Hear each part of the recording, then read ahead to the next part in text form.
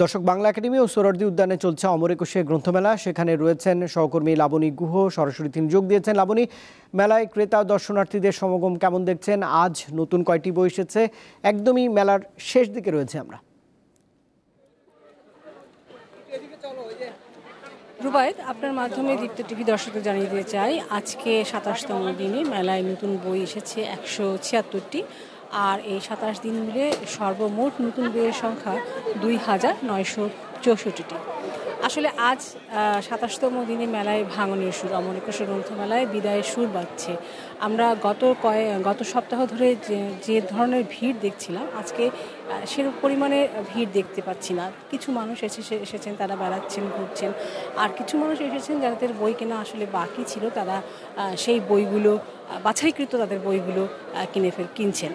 আমরা বাংলা একাডেমির সাথে কথা বলেছি। বাংলা একাডেমি বলছে যে তাদের যে স্টলগুলো ছিল, সেই স্টলগুলো থেকে প্রতিদিন লাখখানেক টাকার মতো বই বিক্রি হয়েছে এবং এই বইগুলোর বেশিরভাগ আকর্ষণ ছিল ক্রেতাদের মধ্যে থেকে যে প্রবন্ধ, গল্প এবং বিশেষ করে অনুবাদ সাহিত্য, এগুলোর প্রতি, বিশেষ বইগুলোর প্রতি যাদের বেশি আকর্ষণ, তারা ওই বাংলা একাডেমির বইগুলোই খুঁজছিলেন। এছাড়া আমরা যদি দেখি যে চিরায়ত যে সাহিত্য, বিভূতিভূষণ, শরৎচন্দ্র, রবীন্দ্রনাথ ঠাকুর এবং তরুণদের জন্য হুমায়ুন আহমেদ এখনও সমান জনপ্রিয় হয়ে আছে। আমরা লেখক এবং প্রকাশকদের সাথে কথা বলছিলাম, তারা বলছিলেন যে তারুণ্যের জয়গানে যে এবারের গ্রন্থমেলা শুরু হয়েছিল, সেখানে আসলে আশানুরূপ ফল পাওয়া যায়নি।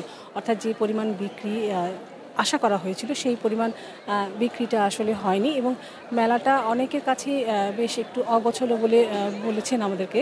কারণ হচ্ছে যে মেলায় অনেক ফেরিওয়ালা ছিল, যে ফেরিওয়ালাগুলো তাদের বইয়ের অমর একুশে গ্রন্থমেলা যে সৌন্দর্য, সেই সৌন্দর্যকে অনেকটাই ম্লান করেছে বলে আমাদেরকে বলেছেন পাঠক এবং প্রকাশকরা। তারা আশা করছেন যে আগামী বছর যখন আবার অমর একুশে গ্রন্থমেলা আসবে, তখন হয়তো বাংলা একাডেমি এই বিষয়গুলোকে নজরে আনবে। রুবায়েত।